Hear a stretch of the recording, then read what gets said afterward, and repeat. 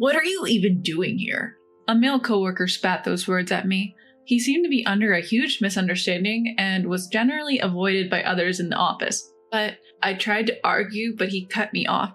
Yeah, save your excuses. You're just in the way, he dismissed me. He clearly didn't understand his position. Would he keep misunderstanding like this forever? My name is Amy. I'm a 35-year-old office worker. My father is the president of this company, having built up the company inherited from my grandfather. I work at his company, and although I'm based at the head office, we also have 3 subsidiaries. My father is a kind-hearted man, even going as far as to hire those struggling to find work. Those he hired this way often show gratitude by working hard and becoming valuable assets to the team. The reason we don't have extensive recruitment is because my father conducts interviews personally, one-on-one. After realizing that employees causing issues were often those he hadn't interviewed, he made it a point never to skip the president's interview, no matter how busy he got. Yet, even among these, there are people who misunderstand. One such person is Kevin, the son of a subsidiary president, and he is the worst. According to my father, he was previously employed elsewhere, but it seems his company went bankrupt and he lost his job. When the subsidiary president shared with my father that his son was struggling to find work, my father decided to interview him and ended up hiring him. At the time, they were short-staffed due to a recent resignation, and despite his interview performance, my father hired him due to the urgent need and the president's pleas. Then, complaints started emerging from that subsidiary, and word of these issues eventually reached me, who oversees talent development. Amy, have you heard? The president's son messed up another order. Hearing this, I finally brought the issue to my father. When I told him about the troubles Kevin was causing, my father asked me to go to the subsidiary and give him some guidance for a while. I hesitated, not expecting to be the one to go, but reluctantly agreed. And it was decided that I would be sent to the subsidiary. Starting from the next week, I began my stint at the subsidiary. So I'd heard rumors, but I met Kevin, the president's son of our subsidiary, for the first time. I was here primarily to guide him, but officially I was in charge of everyone's training. Kevin was the same age as me. Because he was the son of a subsidiary's president, he seemed to carry some weight in the company. He reportedly respected his elders but looked down on his younger seniors and those of his own age. From his perspective, I was a woman of his age. There was no chance he'd listen to my guidance. But I knew I had to find a way, and it was racking my brain. The president of the subsidiary had introduced me to everyone as an instructor from the main office. Kevin gave me a glance. He probably didn't even conceive that he was in a position to be guided. From then on, I tried to engage with Kevin as much as possible, aiming to gradually establish a conducive environment for guidance. But of course, it wasn't easy. He made it quite clear he didn't enjoy talking to me, and we could hardly have a proper conversation. After I continued to approach him, he mocked, "What? You're into me or something?"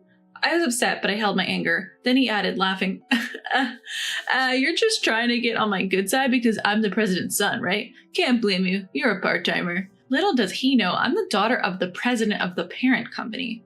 If anything, he should be the one trying to win me over. I cursed him silently and somehow managed to let it slide.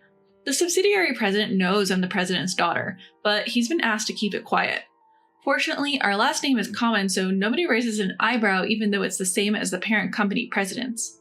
After that, Kevin continued to bug me. "Why are you here anyway? Don't bother with excuses. You're just a nuisance." Even though I explained why I was here, Kevin didn't seem to understand his position at all.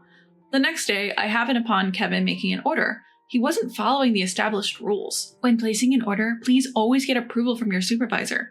I caught him before he hit the order button, so he clicked his tongue in response. "This is so simple. We don't need to get approved. But it's a rule to prevent mistakes." Our argument continued. Kevin wouldn't listen.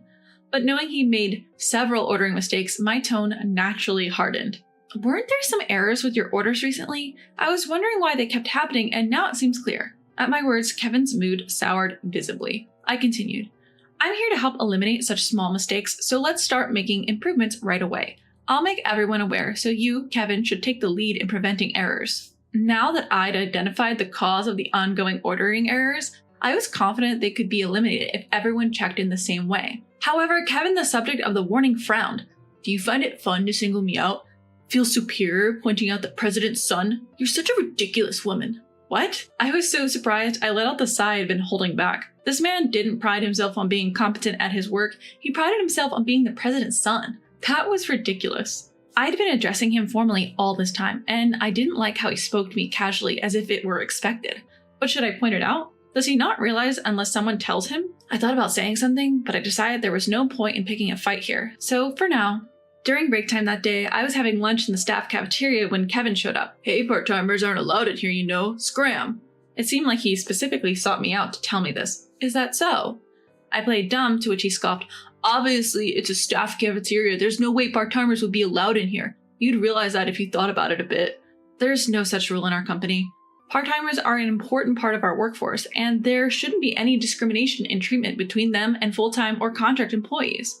On top of that, I'm not even a part-timer, so why does he keep misunderstanding? Even though I tried to tell him I wasn't a part-timer, Kevin just sighed heavily and left. What a mood killer. This must have been how he's been treating part-timers all along. This probably explains why we've had such a high turnover rate with our part-timers recently. I'm starting to see the issues with the subsidiary. I'll have to compile these issues and submit them to the president of the subsidiary. As I was thinking about the future, the next day was unusually hectic at the subsidiary. Apparently, one of our business partners had not received their shipment. They were furious, and their president was on his way to our office. Just our luck, the president of our subsidiary was on a business trip. Kevin, who's in charge of the business partner, was expected to handle the situation, but I had a bad feeling about it. Before long, the president of the business partner arrived. Kevin was in charge of handling the situation, but he wasn't showing any remorse for his obvious mistake, which enraged the president. I couldn't just stand by and watch, so I bowed my head and went to greet the president. But Kevin shouted at me, "Aren't you just a part-timer? Get out of here! I don't care if you're some kind of educator from headquarters. Don't get above your station!" Even the president was taken aback, and the room fell silent. Taking advantage of the situation, Kevin dragged me out and said to the president, "This situation is all because of her from headquarters." He then turned to me and said, "This mess is all your fault. Fix it, starting with an apology. Go on, apologize," and he shoved me hard in the back. I stumbled forward and ended up kneeling, as if I was bowing down to the floor. What's worse, Kevin kicked me and said, "I said apologize," again. At that moment, the president of the business partner extended a hand to help me up, so I took his hand and stood up. Then I said to Kevin, "I'm not a part-timer. I'm an instructor from headquarters. What are you misunderstanding?" Kevin just stared at me and said, "Huh?" The next person to speak was the president of the business partner. "You're Amy, right?" This business partner originally had dealings with our headquarters, and through that connection, they started doing business with our subsidiary. The president of the business partner, Alex. He was my senior in college, and he took over his father's business when his father passed away a few years ago. Alex used to visit our headquarters, and since we attended the same university, we used to chat whenever we ran into each other. I hadn't seen him in a while, but I thought it would be quicker for me to deal with him when I learned that Alex was the one coming today. But I didn't expect this to happen when I went out to meet him. Kevin, who didn't know any of this, was dumbfounded. "Hey, what's going on?" I ignored Kevin and explained the situation regarding the deal to Alex. Fortunately, I had already understood the situation before Alex arrived, and the item was in stock at our headquarters, so I was arranging for it to be delivered from there. The response from our headquarters was a bit late, and Alex arrived before it could get there, but just as he did, the headquarters called back saying they would immediately ship them to Alex's company. Alex thanked me, relieved, but I felt guilty. It was hard to apologize enough given the attitude of Kevin, the person in charge. Then Alex's anger turned towards Kevin. "You! This is too rude, don't you think? What's the matter with you?" Kevin, stumbling over his words, said, "I'm the son of the company president. I thought I had to protect this company. She's from headquarters. She doesn't know anything about us and she butts in." Alex stared at Kevin. "So you're the notorious troublemaker, the son of the subsidiary's president. Nothing you did look like protecting the company, and do you know who she is?" Then finally, Kevin looked up at Alex and me. "She's an excellent employee from the headquarters, and she's also the daughter of the president." Hearing this, Kevin turned pale instantly. "The president's daughter?" As he looked at me, I took out my employee ID. "You might not remember because you weren't interested, but my last name is the same as the president's, right? I guess you never thought I could be his daughter since it's a common name. My current position isn't as the president's daughter, but as an instructor. I came here because there were complaints about your behavior." Kevin's face got paler and paler. "As expected, you were doing whatever you wanted, flaunting the fact that you're the son of the subsidiary president. You can't do the work and don't have the skills. You don't listen to your seniors or superiors. But your attitude, that's big. I saw with my own eyes how terrible you are. My coming here was your last chance, but you didn't take it. And you even did such a thing in front of a client." I had no intention of forgetting what Kevin had said to me or the fact that he had kicked me. Alex also said, "I've seen everything. I'll be a witness." Kevin turned pale as a sheet. "No, that's not it. I mean, it's not what you think." He tried to make excuses, but there was nothing he could say. I glared at Kevin and said, I have no intention of forgiving you and everything you said to the other employees and temps. I'll report it all to headquarters, to the president of the subsidiary, your father. I'll report everything. We'll contact you later about your punishment. Then I went to explain to the other employees.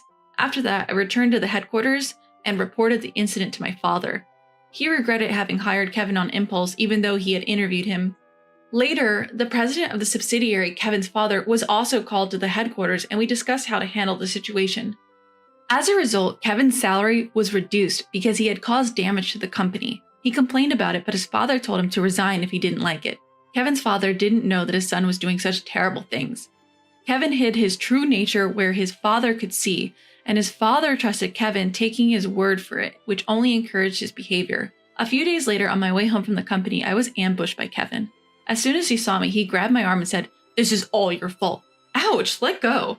Even though I cried out, he wasn't going to release me. I was working late and no other employee was around because our going home times didn't overlap. Preparing myself for a punch, I resisted and then I heard a voice, "What are you doing?" It was Alex. He twisted Kevin's hand to save me. Kevin, furious, screamed at me, "Everyone's laughing at me because of you. What are you going to do about it?" I tried to object, but my voice trembled too much to utter a word. Alex then loudly responded, "You've brought this upon yourself. Before blaming others, look at your own behavior. If you had been more responsible, you wouldn't have become the laughingstock." I couldn't hold back and blurted that out, which caused Kevin to attempt to punch me. But just then, the police arrived. A passerby seemed to have reported the incident. Relieved, I collapsed right where I was. My arm, where Kevin had grabbed me, was red. Kevin was taken away by the police and I thanked Alex. I asked, "Why were you here?" And he told me that he had been worried about me ever since our recent reunion. When he had contacted my father and found out I was still at work, he decided to drop by and ask me out for dinner. Come to think of it, Alex and I had not exchanged contact information. Alex took my still trembling hand and said, "But today, I will take you home. Can I ask you for dinner sometime?" I could feel my cheeks reddening as I nodded. Later on, I decided to sue Kevin. However, I accepted a settlement when Kevin's father pleaded with me. In the end, Kevin and his father resigned from the company and left town. I received the settlement money. Kevin's family apparently moved to his father's rural hometown, but they seemed to be having a hard time, given the cold stares from the locals. Kevin's father apologized to me once, but for me, it's all in the past now. As for me, after the incident, I began dating Alex, and we're now preparing for marriage.